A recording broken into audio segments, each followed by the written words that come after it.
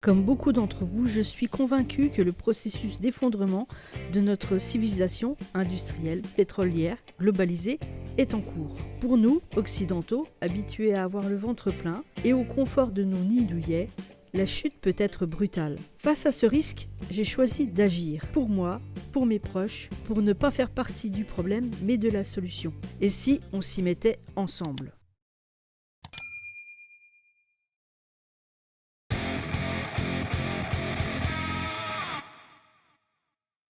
Le mot information vient du latin informare, qui signifie donner une forme, se former une idée de. Dans le sens commun, elle est une connaissance pouvant avoir un effet. Cette connaissance est portée par un support, un média, autrement dit la radio, la presse, la télé, voire Internet. C'est parce que l'information est de nature à entraîner ou modifier une décision qu'il faut la considérer avec un esprit critique et du recul. Et évidemment, bien choisir ses sources. Toute information a une portée. Cette portée peut être locale, régionale, nationale, internationale. Commençons d'abord par les informations à portée locale. Une sur laquelle nous allons tous être d'accord, qui fait consensus au niveau des sources. Nous allons commencer par parler de la météo.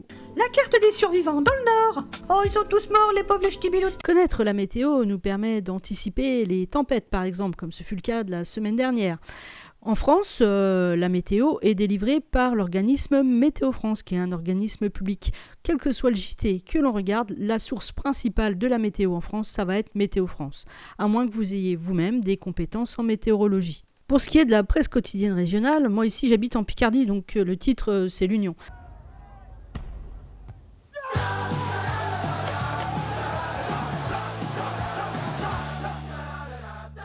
Alors ce titre-là, je le consulte à mon travail puisque le boulot y est abonné. Donc en général, le matin, je feuillette un petit peu rapidement les pages à l'intérieur, plutôt au niveau local, pas tellement sur l'international.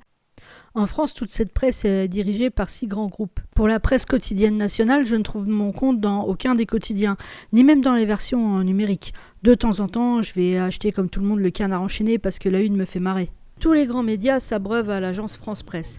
Mais au niveau des flashs, moi j'ai une préférence pour France Info. Déjà parce que la plupart du temps, les infos sont sourcées. Et puis France Info, ça reste quand même la radio qui va vous donner les infos les plus fiables, notamment en cas de catastrophe. Donc moi, mes radios qui sont dans mon sac d'évacuation, eh bien elles sont aussi réglées sur France Info pour avoir l'info en direct et en continu de ce qui se passe. La radio reste un média auquel je suis attachée et j'ai toujours à portée de main le téléphone et puis des écouteurs. Dans mon EDC du quotidien, c'est-à-dire principalement mon portefeuille, je vous montrerai après le DC numéro 2, mais dans le DC numéro 1, j'ai toujours le portefeuille avec moi. Dans ce portefeuille, il y a ce petit Bristol. Sur ce Bristol, il y a mes numéros utiles, mais il y a notamment les numéros d'urgence. Voilà, donc, et vous avez vu ici tout en haut, il y a les fréquences radio.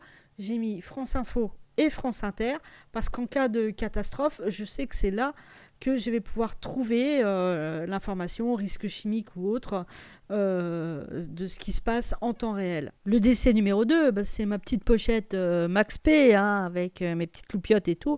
Et c'est pareil, un petit papier. Dans ce papier, à l'intérieur, on va retrouver les numéros d'urgence et aussi les fréquences France Info et France Inter. Personnellement, je ne regarde pas de JT, mais je suis abonné au moins à une revue de presse.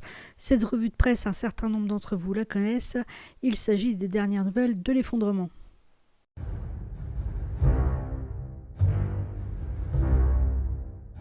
Toutes les informations données viennent de la presse grand public et sont sourcées. Nous venons d'évoquer les sources qui font à peu près consensus.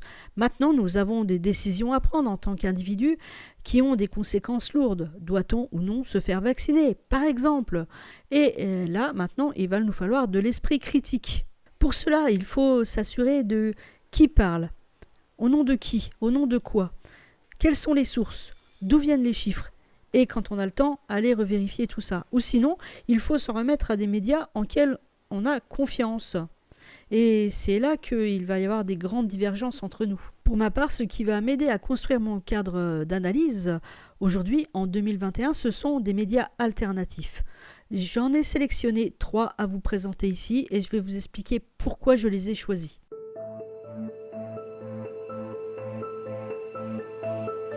Le premier, c'est Thinkerview. Thinkerview est un groupe indépendant issu d'Internet très différent de la plupart des think tanks qui sont inféodés à des partis politiques ou à des intérêts privés. Ça, c'est la déclaration de Mark Ullman. Et Thinkerview a pour objectif de mettre à l'épreuve des idées, des discours, en décelant leurs failles et leurs limites. C'est vrai que les interviews sont très longues en général sur Thinkerview. Il permet aussi d'écouter des points de vue peu médiatisés afin d'élargir nos prismes de lecture. Il permet d'appréhender toute la complexité des enjeux actuels et futurs de notre monde. Le logo de la chaîne est un signe noir. Cette chaîne vous aidera vraiment à exercer votre esprit critique, car les interviews sont en direct et il n'y a pas de filtre ou très très peu. La seconde chaîne ou second média alternatif que je veux vous présenter ici est la Tronche en Biais.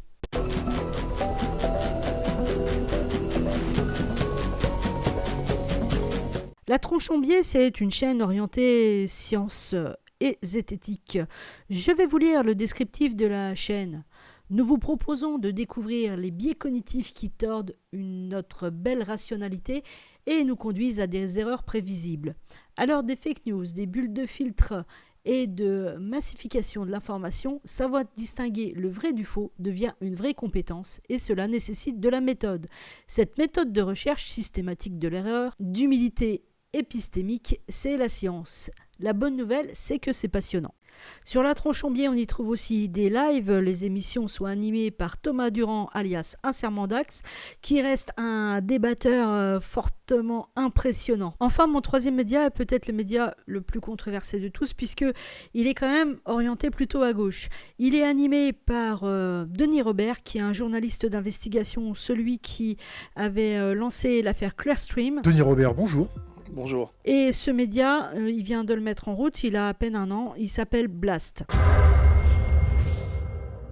Sur Blast, on va y retrouver des thèmes d'actualité, de la politique, de l'économie, de l'écologie. Il s'inscrit dans la grande lignée de la presse d'investigation, comme Le Canard enchaîné par exemple, ou Mediapart. On consulte tous des brèves à la lecture des réseaux sociaux, alors avant de s'emballer sur une information, il faut toujours vérifier la date où celle-ci a été postée, regarder d'où elle provient, quelles sont les sources. Je vous ai exposé ici les outils qui me permettent de me forger une opinion. Et je ne parle pas exclusivement d'opinion politique. D'ailleurs, si on devait m'interroger là-dessus, voilà ce que je répondrais. Oui, les élections régionales, j'en ai rien à secouer, je suis anarchiste. Je sais pas vous, mais moi, à chaque fois, la mamie, elle me met en PLS, là. Bon, c'est fini, cette vidéo. Si vous avez des commentaires à faire en dessous, dans la description. Si vous avez aimé, un like. Si vous n'êtes pas abonné, abonnez-vous à la chaîne de la Vilaine Mémère, partagez si vous le souhaitez cette vidéo sur vos réseaux sociaux et je vous dis à très bientôt pour une nouvelle vidéo.